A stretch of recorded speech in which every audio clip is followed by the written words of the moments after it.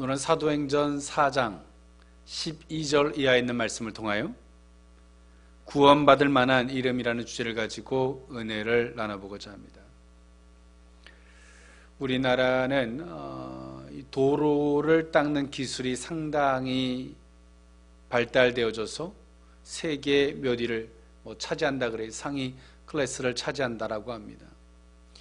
우리가 도로를 달리다 보면 갑작스럽게 없던 길이 언제 생겼는지도 모르게 생겨나진 길을 만날 때가 있습니다.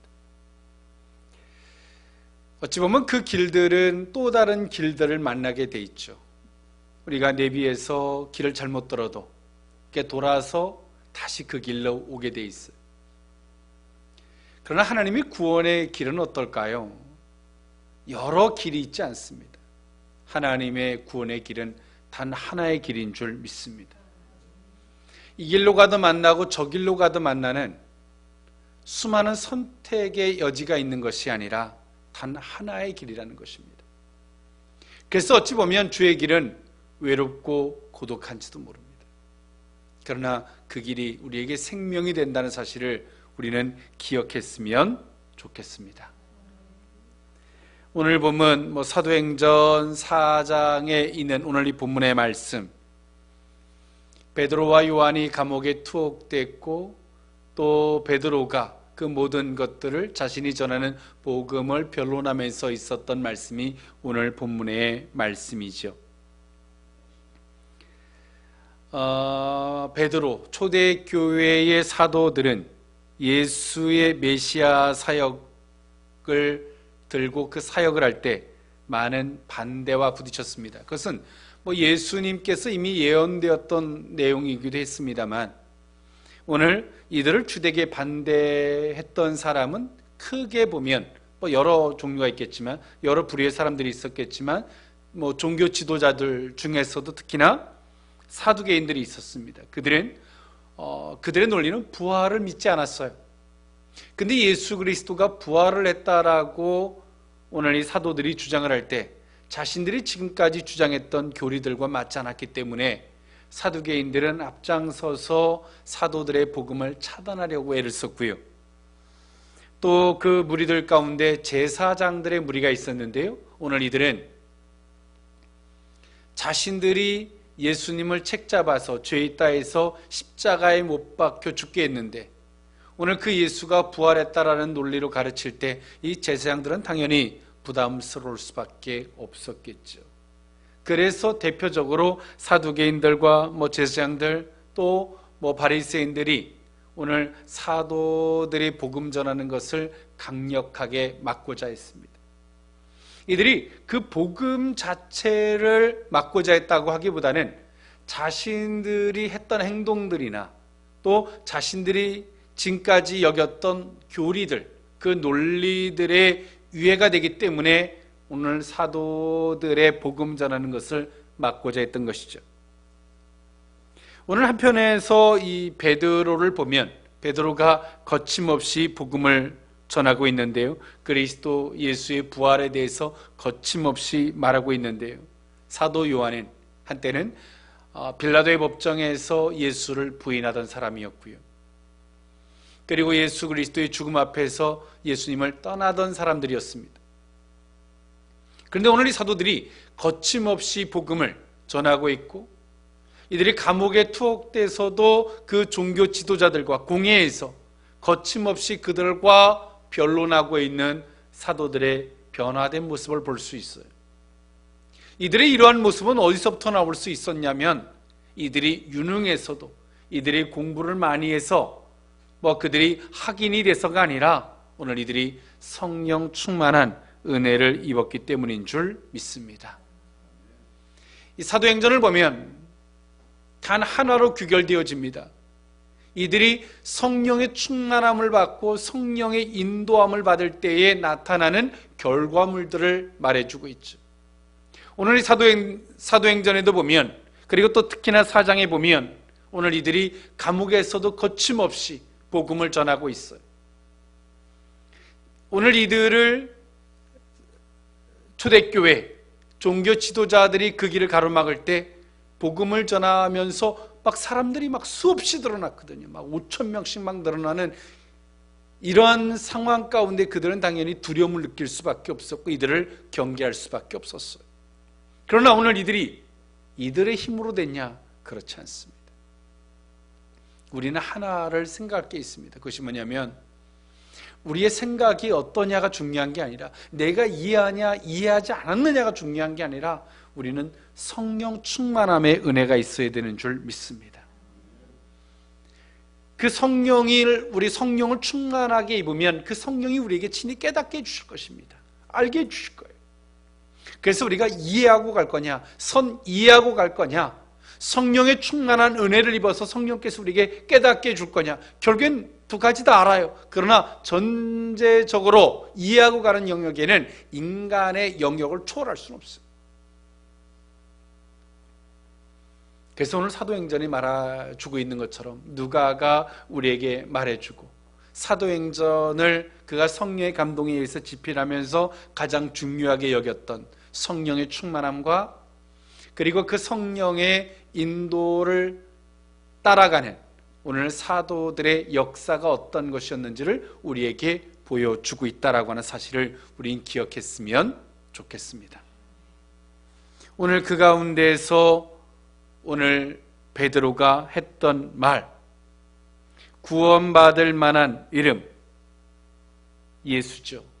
예수 외에는 또 다른 이름을 우리에게 준 것이 없다라는 말. 오늘 우리에게 여러분 우리가 영원한 영생에 이르는 구원도 있고요. 우리가 이 세상을 살아나가는 날 동안에 때로는 웅덩이에 어떤 문제들에 빠진 어려움들이 있어요. 거기서의 구원도 있어요. 그런데 그 구원을 여러분 많은 방법이 있다고 여겨지십니까?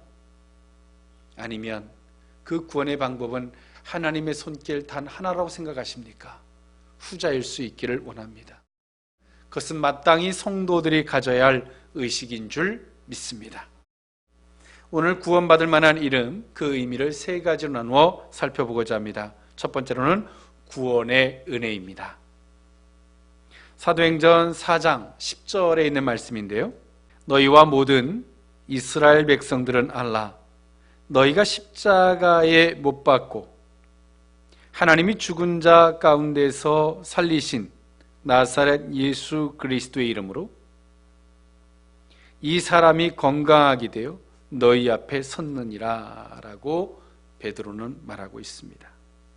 오늘 이 베드로가 이렇게 당당하게 말할 수 있었던 원동력 8절에 나오죠. 이에 베드로가 성령이 충만하여져서 이렇게 거침없이 백성의 관리들과 장로들 앞에서 당당히 말할 수 있었음을 말해주고 있습니다.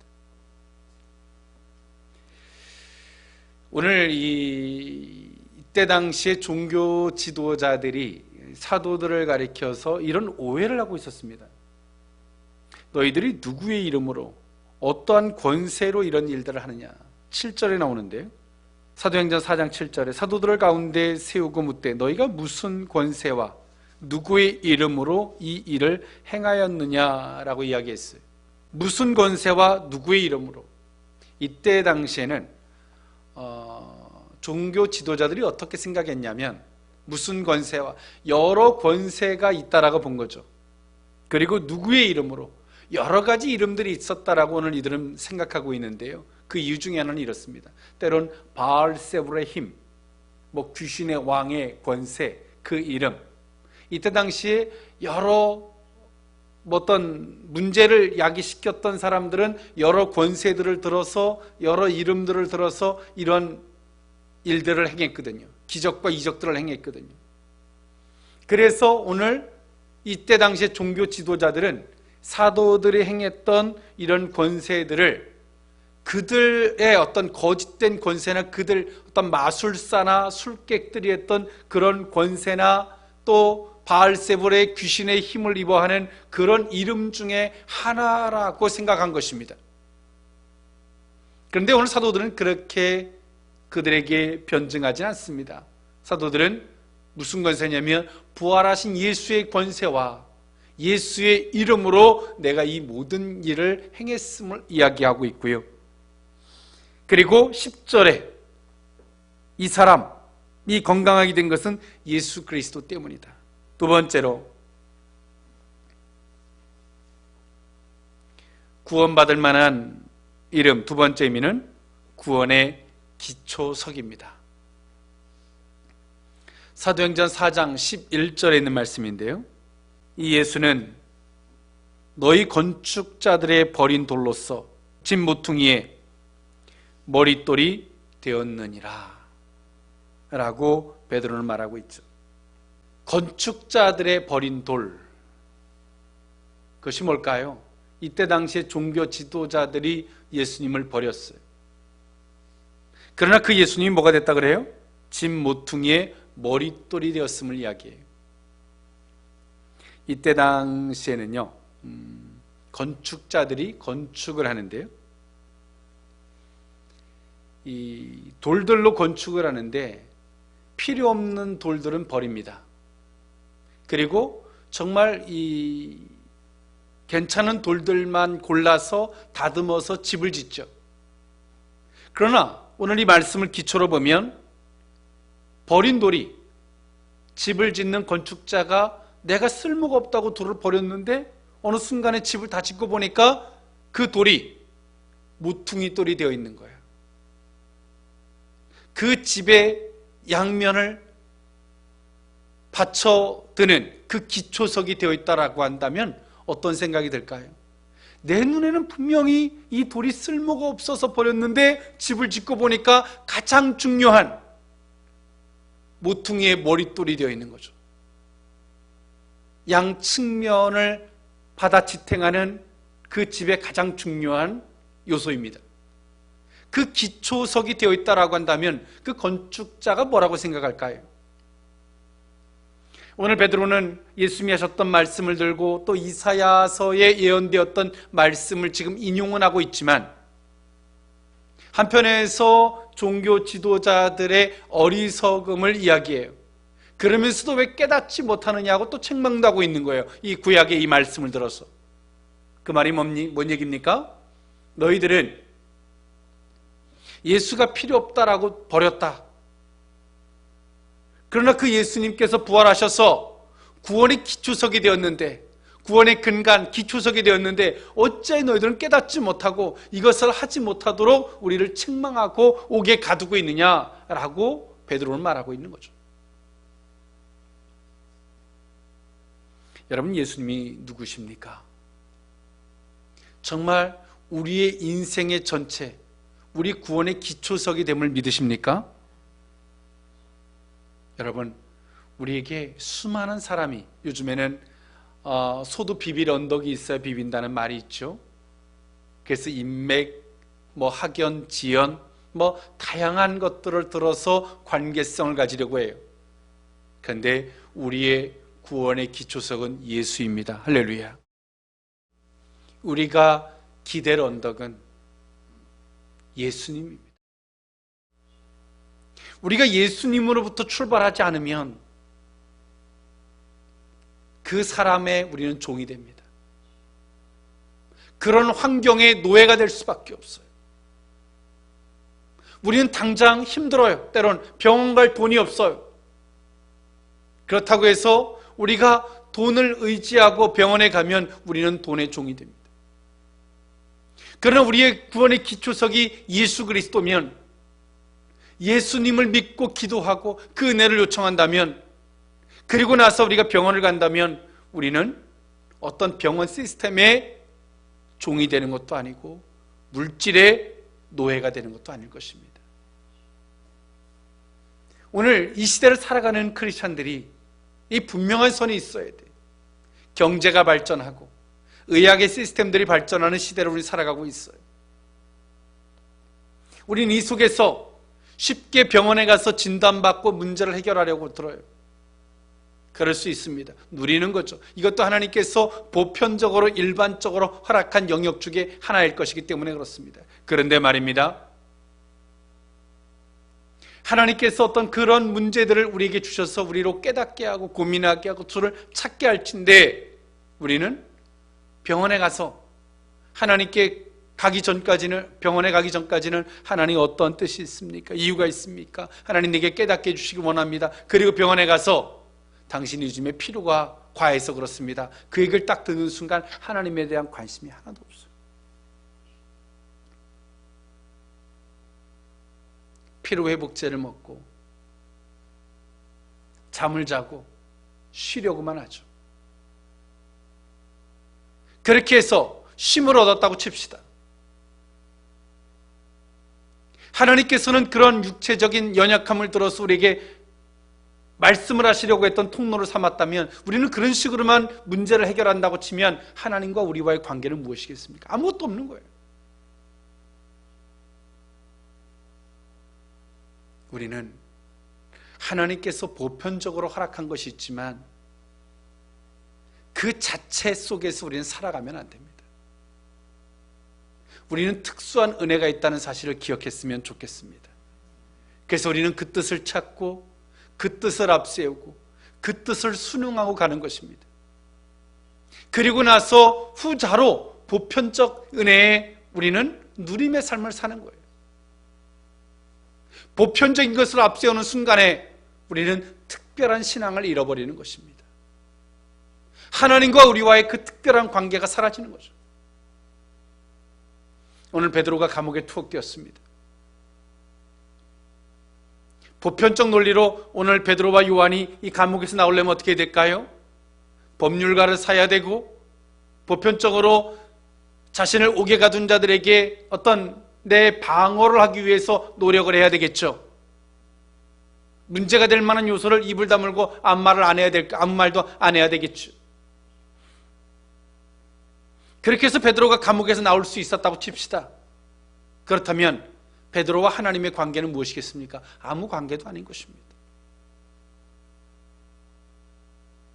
베드로는 보편적 은혜의 길보단 그는 감옥에서 특별한 은혜에 집중합니다. 그리고 종교 지도자들이 그에게 푸시를 해올 때 그는 거침없이 말하죠.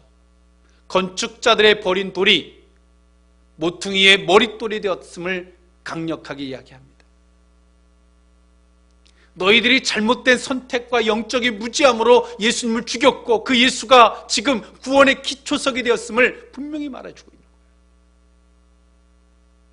사실 이런 식으로 접근하면 오늘 이 베드로는 형량을 높이겠다는 것뿐이 말이 안 돼요. 감옥에서 나오지 않겠다는 것과 다를 바가 없는 거예요. 그러나 베드로는 특별한 은혜에 집중하고 있어요. 오늘 하나님은 오늘 베드로와 요한을 감옥 속에 가둬놓지 않았는 줄 믿습니다. 우리는 특별한 은혜에 집중을 해야 돼요.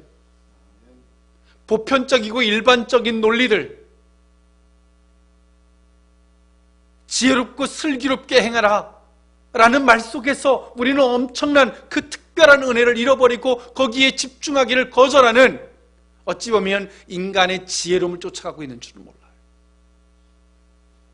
우리 속에 성령의 뜨거움이 소멸되어지고 하나님과의 관계가 단절이 오고 지금 내게 당장 발등에 불 떨어진 것이 해결되어질 줄은 몰라도 그분과 우리와의 관계가 얼마나 크나큰 의미가 있는지를 한번 돌아볼 수 있기를 원해요. 우리가 지혜롭다고 슬기롭게 행동해야 된다고 했던 오늘 우리의 선택들이 보편적 은혜에 집중하면서 얼마나 특별한 은혜가 소멸되어졌고 그 하나님과의 관계가 얼마큼만이 균열되어져 있는지를 한번 돌아보십시오. 쉽게 회복되기도 어려울 정도의 특별한 은혜가 우리 속에 소멸되어져 있는 거예요. 오늘 베드로는 그들의 어리석음과 그들의 잘못된 것, 그러면서도 구원의 기초석 예수 외에는 없음을 분명히 말하고 있어요.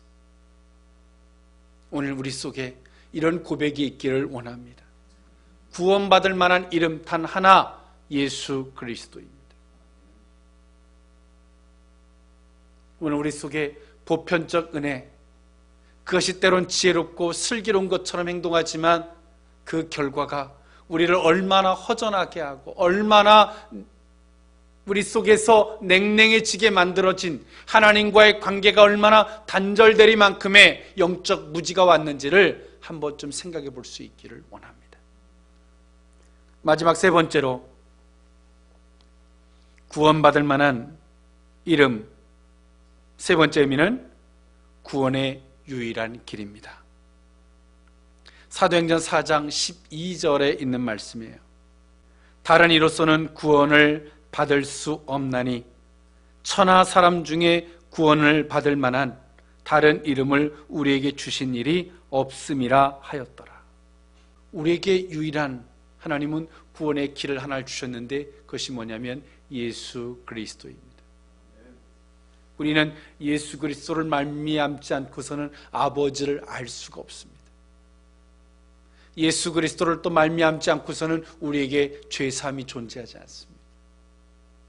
예수 그리스도 외에는 우리가 심판대 앞에 섰을 때에 우리에게 사함이 없습니다.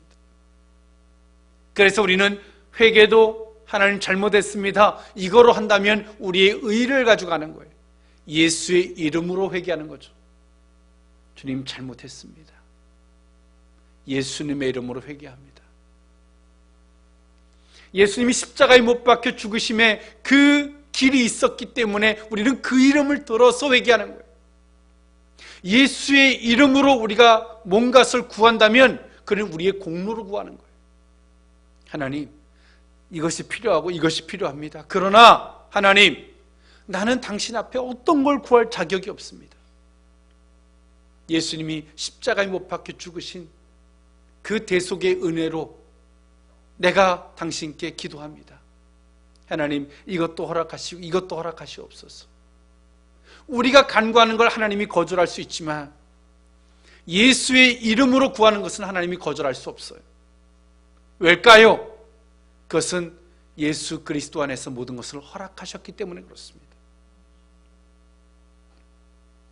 그래서 우리는 기도 끝날 때 예수님의 이름으로 기도했습니다, 이것뿐만이 아니라 정말 그 의미가 뭔지를 알고 기도하는 거예요. 하나님, 이것이 필요합니다. 내가 하나님 어떤 공로로, 내가 무엇을 해서 내 의와 공로로 기도하는 게 아니라 예수의 이름으로 기도하고 있는 겁니다.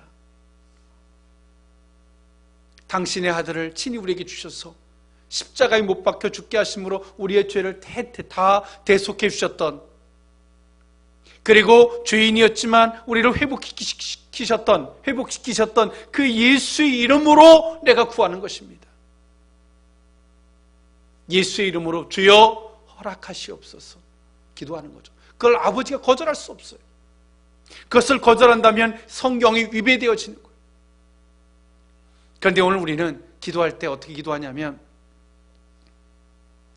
하나님 이것 주세요, 이것 주세요, 이것만 준다면 내가 이렇게 하겠고 저렇게 하겠고, 그저 예수의 이름으로 기도했습니다는 그냥 우표 딱지 하나 붙이는 수준으로 기도해요. 그러니 그 기도가 하나님과는 상관이 없죠. 이미 그 기도 자체가 예수 이름으로 하는 것이 아니라 우리의 공로를 들어서 하나님과 조건 형태로 기도하고 있었기 때문에 그래요. 정말 예수 이름으로 기도하는 거예요. 하나님, 나는 당신 앞에 이걸 구할 자격도 없는 죄인입니다. 당신을 아버지라고도 부를 수 없는 자입니다. 그런데 주님, 예수의 이름으로 내가 기도합니다. 당신이 우리에게 친히 주셨던 예수의 이름으로 기도합니다. 나 때문에가 아니라 예수님의 이름 때문에 허락하시옵소서. 정말 이것이 예수의 이름으로 기도하는 거예요. 베드로는 구원받을 만한 이름, 단 하나의 이름, 예수, 단 하나의 길을 제시하고 있어요. 베드로에게 선택할 만한 여러 개의 길이 있었다면 어땠을까요? 오늘 이 순간을 잠깐 참고 지혜롭게 슬기롭게 그 순간을 모면하고 그런 선택들을 하겠죠. 방법론에 여러 가지 선택의 여지가 있을 거예요. 그런데 오늘 베드로는 구원의 길이 없어요. 유일한 길이에요. 단 하나의 one way. 베드로는 오직 직진만 할 수밖에 없는 사람이에요. 그리고 그는 담대하게 말하고 있어요. 오늘 우리 속에 그 예수가 유일한 길이었으면 좋겠습니다. 오늘 베드로의 이런 고백 앞에서 종교 지도자들은 어떤 답을 했을까요? 13절 이하에 있는 말씀에 보면 그렇게 나와 있습니다. 그들이 베드로와 요한이 담대하게 말함을 보고 그들을 본래 학문이 없는 범인으로 알았다가 이상히 여기며 또 전에 예수와 함께 있었던 줄도 알고 또 병 나은 사람이 그들과 함께 서 있는 것을 보고 비난할 말이 없는지라. 명하여 공회에서 나가라 하고 서로 의논하여 이르되 이 사람들을 어떻게 할까? 그들로 말미암아 유명한 표적 나타난 것이 예루살렘에 사는 모든 사람에게 알려졌으니 우리도 부인할 수 없는지라. 이것이 민간에 더 퍼지지 못하게 그들을 위협하여 이후에는 이름이 아무에게도 말하지 말게 하자라고 이들을 옥에서 놓습니다. 여러분, 우리는 정말 예수 안에서 당당해져야 합니다. 우리가 하는 말을 사람 앞에서 하는 말과 하나님 앞에서 하는 말이 달라서는 안 돼요. 저도 참 쉬운 말이 아닙니다. 그런데 이렇게 해야 됩니다. 오늘 베드로가 이렇게 당당하게 말할 수 있었던 것, 그 소리를 누가 들었어요? 처음에는 하나님이 들으셨어요. 그리고 이때 당시에 종교 지도자들이 들었어요. 우리는 앞에 사람에게 순간을 모면하기 위해서 이런 말 저런 말 할 수 있어요. 난 다 필요 없습니다. 그러나 하나님이 듣고 계세요. 그리고 하나님 앞에 가서는 하나님 나 이것도 필요하고요 저것도 필요하고요. 여러분, 그렇게 가증하게 살면 안 돼요. 베드로는 솔직하게 신앙 고백하듯 하나님 앞에서 그들 앞에 선포하고 있어요. 하나님이 듣고 계신 거죠. 여러분, 그 사람들은 당연히 하나님 앞에 두려움을 느낄 수밖에 없습니다. 우리는 가증한 자처럼 사람 앞에서 탈을 쓰고 이런 말 저런 말하고 하나님 앞에 가서는 이렇게 저렇게 하는 이런 사람이 아닐 수 있기를 원합니다. 우리의 길은 단 하나의 길입니다. 오늘 베드로가 말했던 그가 옥에서 거침없이 구원받을 만한 이름 단 하나 예수 그리스도라고 외쳤던 이 고백이 저와 여러분 속에 있기를 원합니다. 우리 속에 방법이 많기 때문에 힘든 거예요. 방법이 많기 때문에 분주한 거예요. 내가 이렇게 해볼까 저렇게 해볼까 복잡한 겁니다.